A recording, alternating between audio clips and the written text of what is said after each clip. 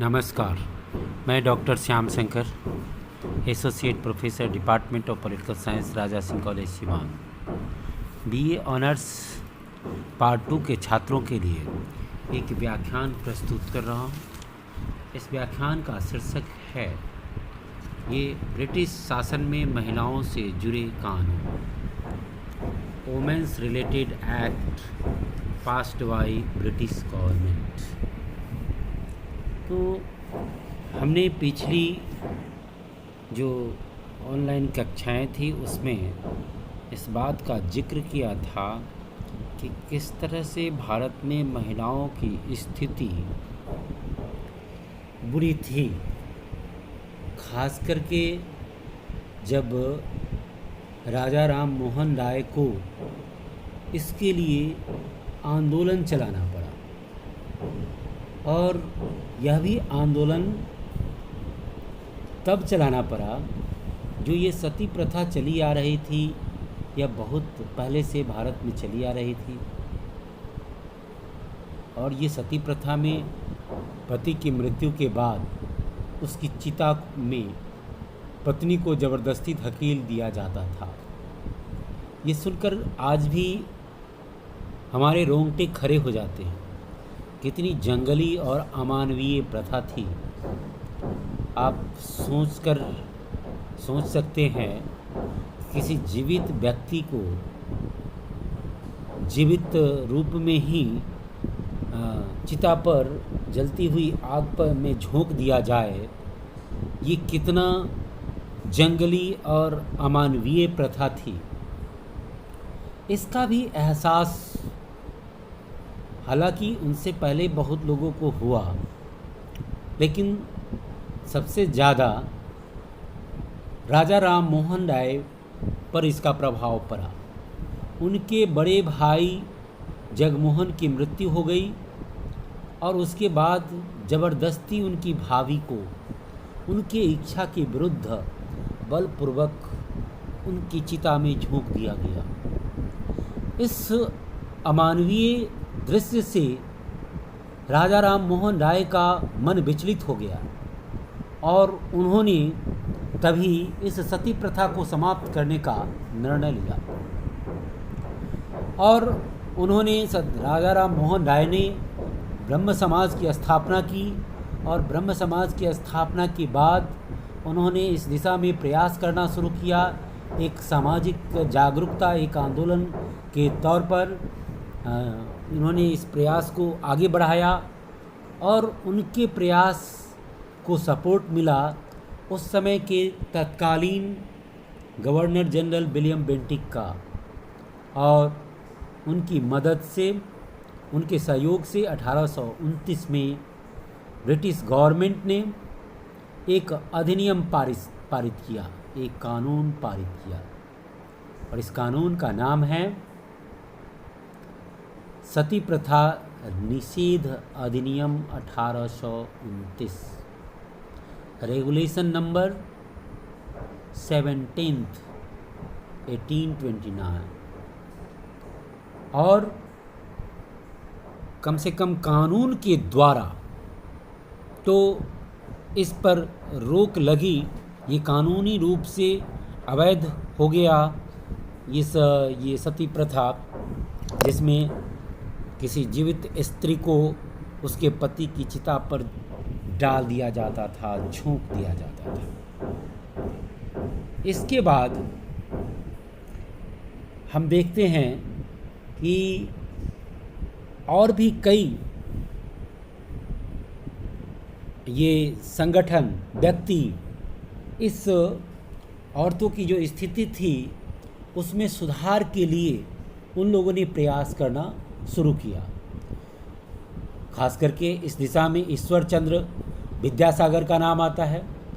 ईश्वर चंद्र विद्यासागर ने कोई संगठन तो नहीं बनाया, लेकिन व्यक्तिगत तौर पर ही उन्होंने विधवा पुनर्विवाह के लिए जागरूकता और आंदोलन चलाना शुरू किया। इसके साथ साथ आर्य समाज और ब्रह्म समाज, इन सभी के संयुक्त प्रयत्नों से 1856 में एक और कानून पारित किया गया जिसका संबंध भारत की महिलाओं से था, और वह कानून था हिंदू विधवा पुनर्विवाह अधिनियम 1856, हिंदू विडो रीमैरिज एक्ट 1856। और इसके द्वारा भारत में जो विधवा महिलाएं होती थीं उनके पुनर्विवाह के लिए अधिनियम पारित किया गया। स्थिति ऐसी थी कि सती प्रथा के नाम पर पहले तो वो जला दिया जाता था, और जिन औरतों को जलाया नहीं जाता था तो उन औरतों को दूसरी शादी करने की मनाही होती थी। उन औरतों का जीवन बिल्कुल नरक जैसा जीवन होता था। उन्हें न अच्छा वस्त्र पहनने, न अच्छे बेड पर सोने, न हंस कर के बात करने, इन सब की तरह तरह की पाबंदियां उन पर लगा दी जाती थी, जिससे कि वो जीते जी लाश बन जाती थी और एक लाश के रूप में अपना जीवन यापन करती रहती थी। तो इस दिशा में एक महत्वपूर्ण काम हुआ 1856 का एक्ट, और इसके द्वारा हिंदू विधवा महिलाओं को भी पुनर्विवाह का अधिकार मिला। ईश्वर चंद्र विद्यासागर ने तो स्वयं अपने बेटे की शादी भी एक विधवा महिला से ही की। वो इतने जोर से इस प्रथा का समर्थन कर रहे थे कि उन्होंने अपने पुत्र की ही शादी एक विधवा स्त्री से करा दिया और एक आदर्श समाज में स्थापित करने का प्रयास किया।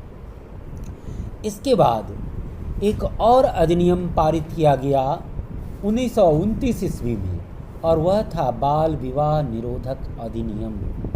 खास करके मुग़ल शासन के दौरान, जब मुग़ल आक्रमणकारी भारत में आ रहे थे, जब मुग़लों का आए और उसके बाद जब मुग़लों का शासन भारत में स्थापित हो गया, उसके बाद उनकी जो स्थिति थी कि ये हिंदू सुंदर लड़कियों को या हिंदू कुंवारी लड़कियों को ये मुग़ल सैनिक उठा ले जाते थे, और इसीलिए ये अपनी प्रतिष्ठा को बचाने के लिए हिंदुओं में एक प्रथा की शुरुआत हुई। वह प्रथा थी बाल विवाह की प्रथा। बचपन में ही अपनी बच्चियों की लोग शादी कर देते थे, और शादीशुदा औरतों को ये मुग़ल सैनिक नहीं उठाते थे, इसलिए बाल विवाह की प्रथा बन गई थी। तो 1929 ईस्वी में ब्रिटिश गवर्नमेंट ने एक अधिनियम पारित किया। इस अधिनियम को शारदा एक्ट के भी नाम से जाना जाता है, इसलिए कि इसमें हरविलास शारदा ने अथक प्रयास किया, और इसलिए इस एक्ट को शारदा एक्ट के भी नाम से जाना जाता है। चाइल्ड मैरिज रेस्ट्रेंट एक्ट, यानी बाल विवाह निरोधक अधिनियम 1929। इसके द्वारा शादी की उम्र को बढ़ा दिया गया, यानी ये 1891 में जो एज ऑफ कांस्टेंट बिल पारित हुआ था, उसके द्वारा लड़कियों के लिए विवाह की आयु न्यूनतम 12 वर्ष निश्चित की गई थी।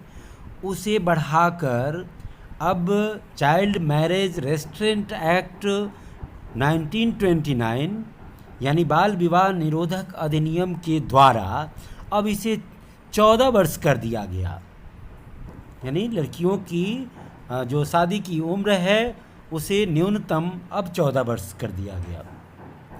नेक्स्ट है हिंदू स्त्रियों का संपत्ति पर अधिकार अधिनियम 1937, the Hindu women's right to property act 1937।